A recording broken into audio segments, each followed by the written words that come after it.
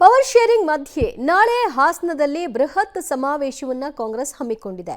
ಈ ಸಮಾವೇಶ ಹಾಸನದ ಅರಸೀಕೆರೆ ರಸ್ತೆಯ ಎಸ್.ಎಂ. ಕೃಷ್ಣನಗರ ಬಡಾವಣೆಯಲ್ಲಿ ನಡೆಯುತ್ತೆ. 70,000 ಜನರು ಕೂರೋಲಿಕ್ಕೆ ಆಸನ ವ್ಯವಸ್ಥೆಯನ್ನು ಕೂಡ ಕಲ್ಪಿಸಲಾಗಿದೆ.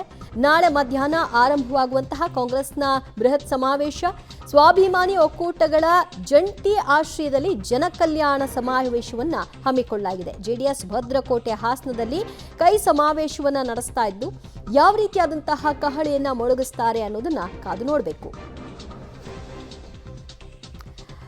ಪವರ್ ಶೇರಿಂಗ್ನ ಜಟಾಪಟಿ ಒಂದು ಕಡೆಯಲ್ಲಿ ಆರಂಭಗೊಂಡಿದೆ. ಇದರ ಬೆನ್ನಲ್ಲೇ ನಾಳೆಯ ಒಂದು ಬೃಹತ್ ಸಮಾವೇಶ. ಈ ಸಮಾವೇಶ ಆರಂಭದಲ್ಲಿ ಸ್ವಾಭಿಮಾನಿ ಸಮಾವೇಶ ಅಂತ ಹೇಳಲಾಗ್ತಾ ಇತ್ತು. ನಂತರದಲ್ಲಿ ಜನಕಲ್ಯಾಣ ಸಮಾವೇಶ ಅಂತ ಇದರ ಹೆಸರನ್ನ ಬದಲಾವಣೆ ಮಾಡಿದ್ರು. ಆದರೆ ಹೆಸರು ಬದಲಾವಣೆ ಆದಂತೆಯೇ ಅವರುಗಳ ಗ್ರಿಪ್ಪು ಕೂಡ ಹಾಗೆ ಬದಲಾಗತ್ತಾ ಅನ್ನೋದನ್ನ ಕಾದು ನೋಡಬೇಕು.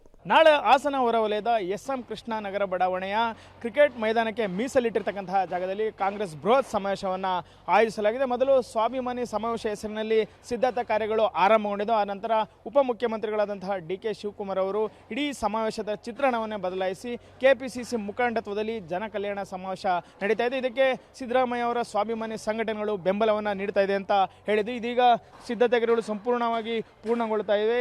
ಬೃಹತ್ತಾದಂತಹ ಒಂದು ವೇದಿಕೆಯನ್ನು ನಿರ್ಮಾಣ ಮಾಡಲಾಗಿದೆ.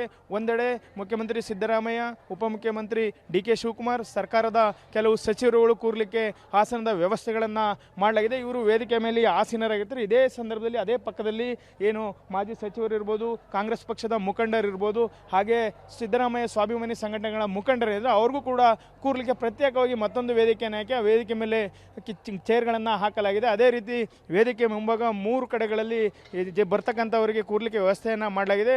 ಮಧ್ಯಭಾಗದಲ್ಲಿ ಕಾಂಗ್ರೆಸ್ನ ಜಿಲ್ಲಾ ಪಂಚಾಯತಿ ಮಾಜಿ ಅಧ್ಯಕ್ಷರಿರ್ಬೋದು, ಮಾಜಿ ಸದಸ್ಯರುಗಳಿರ್ಬೋದು, ಗ್ರಾಮ ಪಂಚಾಯತಿ ನಗರಸಭೆ ಸದಸ್ಯರುಗಳದು, ಅದೇ ವಿವಿಧ ಅವರ ಕಾಂಗ್ರೆಸ್ ಏನು ಸಂಘಟನೆಗಳ ಪ್ರಮುಖ ಲೀಡರ್ಗಳೇನಿದ್ದಾರೆ ಅವರು ಕೊಡಲಿಕ್ಕೆ ವ್ಯವಸ್ಥೆಯನ್ನು ಮಾಡಲಾಗಿದೆ. ಅದರ ಪಕ್ಕದಲ್ಲಿ ಎರಡೂ ಬದಿಗಳು ಅಂದರೆ ವೇದಿಕೆ ಎಡ ಮತ್ತು ಬಲಭಾಗದಲ್ಲಿ ಕಾರ್ಯಕ್ರಮಕ್ಕೆ ಬರ್ತಕ್ಕಂತಹ ಲಕ್ಷಾಂತರ ಮಂದಿ ಏನಿದ್ದಾರೆ ಅವ್ರನ್ನ ಕೂರಲಿಕ್ಕೆ ಕುರ್ಚಿಗಳನ್ನು ಹಾಕಲಾಗಿದೆ. ಸುಮಾರು 1 ಲಕ್ಷಕ್ಕೂ ಹೆಚ್ಚು ಕುರ್ಚಿಗಳನ್ನು ಈಗ ವೇದಿಕೆ ಬಳಿ ಹಾಕಲಾಗಿದೆ.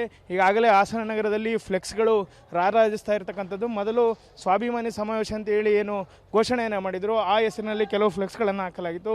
ಅದಾದ ಮೇಲೆ ಜನಕಲ್ಯಾಣ ಸಮಾವೇಶ ಅಂತ ಏನು ಹೆಸರನ್ನು ಬದಲಾಯಿಸಲಾಗಿತ್ತು.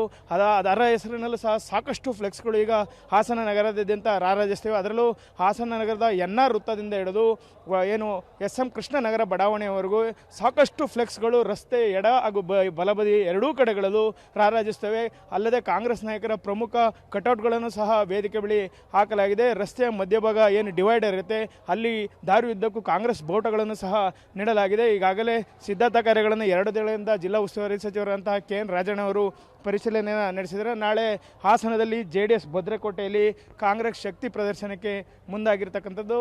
ಎಚ್.ಸಿ. ಮಹದೇವಪ್ಪ, ಕೆ.ಎನ್. ರಾಜಣ್ಣ, ಏನು ಬೋಸರಾಜು, ಕೆ. ವೆಂಕಟೇಶ್ ಸೇರಿದಂತೆ ಪ್ರಮುಖ ಸಚಿವರು ಈ ಸಮಾವೇಶದ ನಾಯಕತ್ವವನ್ನು ವಹಿಸಿದ್ದು. ಅದಾದ ಬಳಿಕ ಕೆಪಿಸಿಸಿ ಅಧ್ಯಕ್ಷರಾದಂತಹ ಡಿ.ಕೆ. ಶಿವಕುಮಾರ್ ಅವರು ನನ್ನ ಅಧ್ಯಕ್ಷತೆಯಲ್ಲಿ ಕಾರ್ಯಕ್ರಮ ನಡೀತದೆ ಅಂತ ಹೇಳಿ ಇದು ಜನಕಲ್ಯಾಣ ಸಮಾವೇಶ ಅಂತೇಳಿ ಒಂದು ಘೋಷಣೆಯನ್ನು ಮಾಡಿ ಹೋಗಿದ್ದಾರೆ. ಹಾಗಾಗಿ ಹಾಸನ ಮಾತ್ರವಲ್ಲದೆ ಅಕ್ಕಪಕ್ಕ ಜಿಲ್ಲೆಗಳಿಂದಲೂ ಸಹ ಸಾಕಷ್ಟು ಜನರು ಇಲ್ಲಿಗೆ ಆಗಮಿಸುವ ಒಂದು ನಿರೀಕ್ಷೆ ಇದೆ.